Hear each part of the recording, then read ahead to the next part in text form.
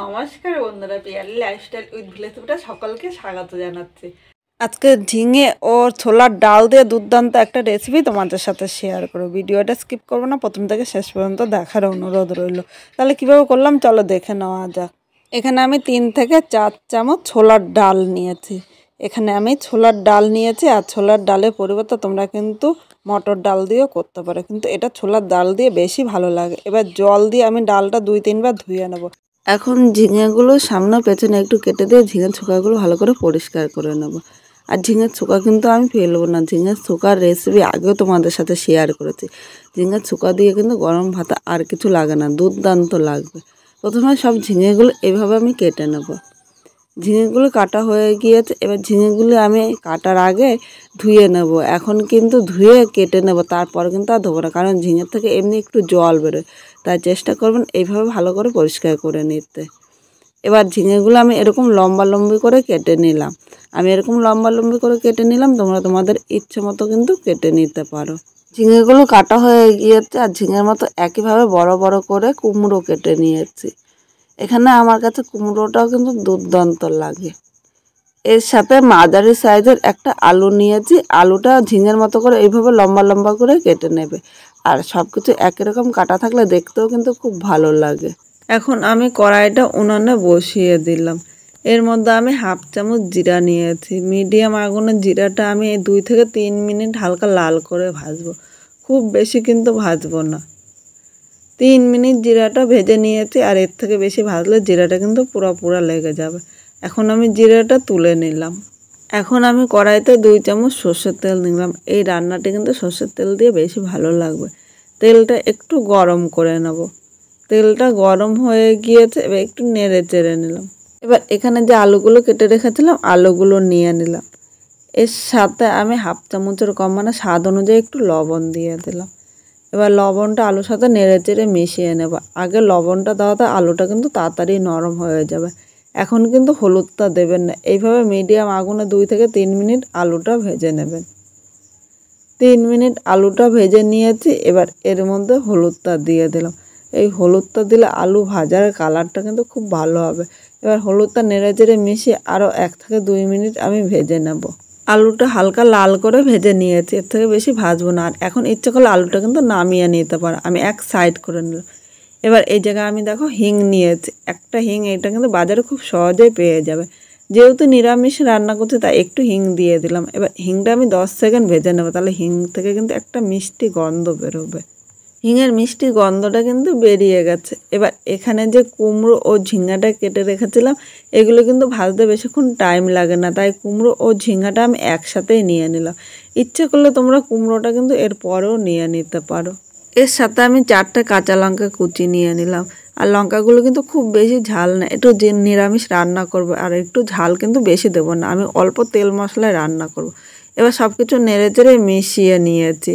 এবার এই জায়গায় আমি স্বাদ অনুযায়ী লবণ দিলাম। লবণ দেওয়াতে ঝিঙ্গাটা কিন্তু তাড়াতাড়ি নরম হয়ে যাবে আর কুমড়োটাও সেদ্ধ হবে। এখন লবণটা নেড়ে চেড়ে মিশিয়ে আরও 1 থেকে 2 মিনিট এইভাবেই রান্না করে নেব। বন্ধুরা 2 মিনিট রান্না করে নিয়েছি। এখন আমি মিডিয়াম আগুনে আরও 1 থেকে 2 মিনিট এইভাবে ঢাকা দিয়ে রাখবো, তাহলে সব কিছু কিন্তু খুব সুন্দরভাবে সেদ্ধ হয়ে যাবে। 2 মিনিট পর ঢাকনিটা তুলে নিলাম। এখানে দেখো সবজি থেকে কতটা জল বেরিয়েছে।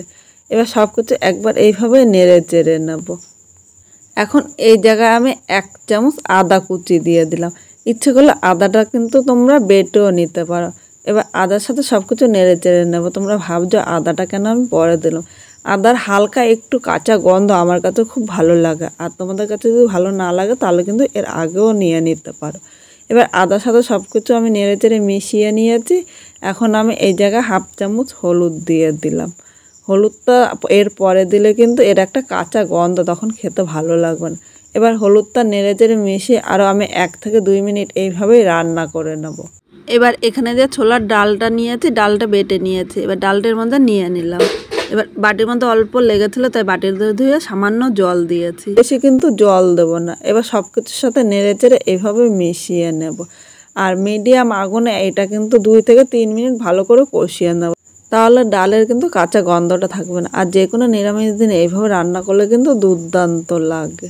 এবার দেখো 5 মিনিট আমি সব কিছু নেড়ে চেড়ে মিশিয়ে নিয়েছি আর খুব সুন্দরভাবে কিন্তু মিশে গিয়েছে। এবার এর মধ্যে একটু গরম জল দিয়ে দিলাম।